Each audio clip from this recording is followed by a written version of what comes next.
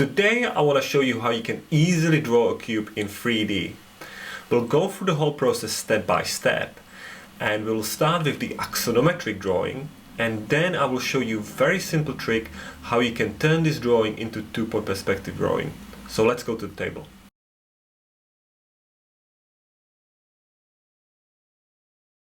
Okay, so this is our result. This is a cube in axonometry. And before we start drawing, I want to explain to you the principles of the axonometric projection.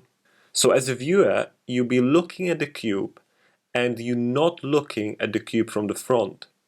You don't see the whole front side. You don't see a square. Instead, in the axonometric projection, you're looking at the edge.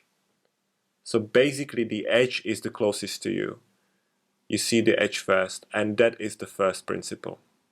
The second principle is that all the edges are parallel to each other. All the vertical edges are parallel to each other, and most importantly, all the oblique edges are parallel to each other. So these blue lines are parallel to each other. Same goes for the green ones. These oblique lines are also parallel to each other. And there are no horizontal lines in this axonometric drawing. Also notice that the size of the rotated edges is the same. For example, the length is identical for the blue lines, as well as the green lines have the same length. Another thing I want to point out to you is about the angles. So what you can see here is that the front edge is placed a little bit towards the right. If we put the edge in the middle, then the angles at the bottom will be the same. But since I put the edge a little bit towards the right, then what it means is that this angle is smaller than this one. The angle is greater, the slope is steeper, and this inclination is much smaller. When I show you how to draw this, I will flip the cube the other way around, so the front edge is placed towards the left rather than the right, as you can see here. Okay, so the first step is to draw the front edge. Remember that in the axonometric projection, the front edge is the closest to you. So you start with the edge. Then we draw the oblique lines on the left, which are parallel to each other. And since the front edge will be placed towards the left, the angles will be greater on the left side. In other words, the oblique lines will be steeper. After that, we draw the parallel lines on the right under a smaller angle. And the next step is to find the vertical side edges. And for this, you need to use your intuition. It will be easy to find the edge on the right because the angle is so small. So on the right side is almost like a square. So we can take the front edge, and we know that if we drew a square, the edge would be here. So we can make the vertical line a little bit shorter. On the left hand side, it will be a little bit trickier, but the generic rule is that the greater the angle, the shorter the side. Here you will need to use your intuition. Basically, getting this right will determine whether your final drawing will look like a cube or like a cuboid. When we have these, we need to add the other parallel lines, so we'll have a parallel line here and there. Let me quickly fix this one, it looks a little bit bent. Once again, we have one parallel line here, one line there, this line at the top, and lastly the one we wouldn't see. So we'll draw the two missing backside edges. It is always good practice to draw the invisible edges because they could reveal if you made a mistake in proportions. The backside edges on the left will be a little bit tricky. Maybe it will take more than one line to find a perfect parallel line. And just like that, we have drawn a cube in axonometry. And now I want to show you a small trick that will make this cube look perfect. I'm going to take a highlighter so you can see it better. Basically, these two are the main lines. And what we can do is to make the cube more realistic. In other words, we are making sure that these lines are either parallel or they are converging a little bit towards the back. I'm going to highlight this line, and for us the key is that these lines are parallel, so they're not diverging outwards. Same goes for this one, the key is that the line is not diverging. So we'll make a small change and we will make this line converging marginally towards the back. Once again, this is a very tiny adjustment, just to play it safe.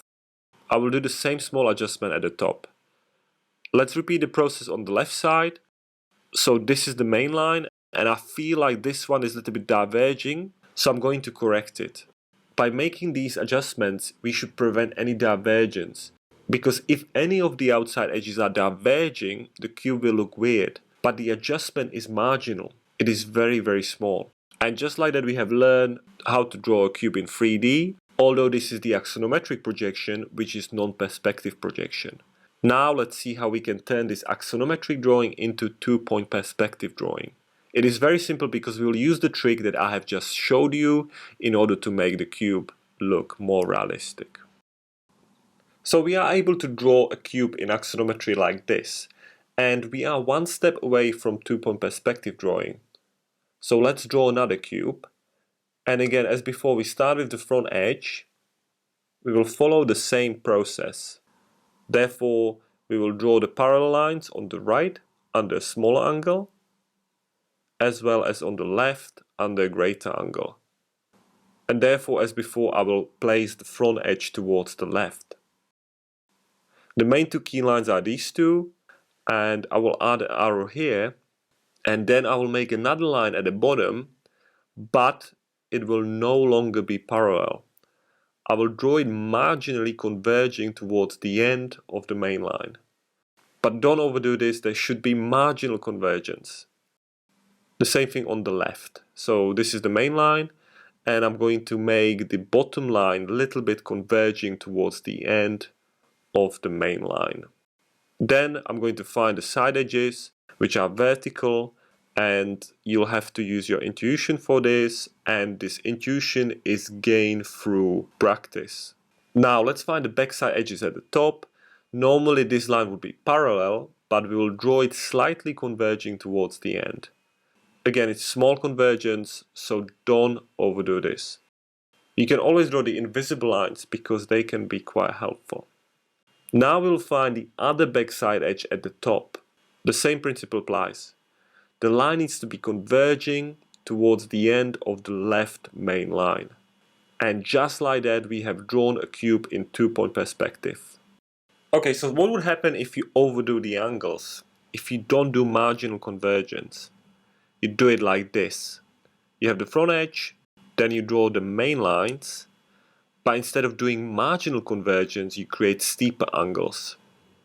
The cube will still look in two-point perspective, but it will be a less realistic view, because it will appear to be from the unnatural top view. If that's what you're trying to achieve, then this could be another way of drawing a 3D cube. Obviously, you should experiment with this. But generally speaking, this will look better if the convergence is marginal. So we have learned how to draw the cube in axonometry, and then we have learned how to turn this drawing into two-point perspective.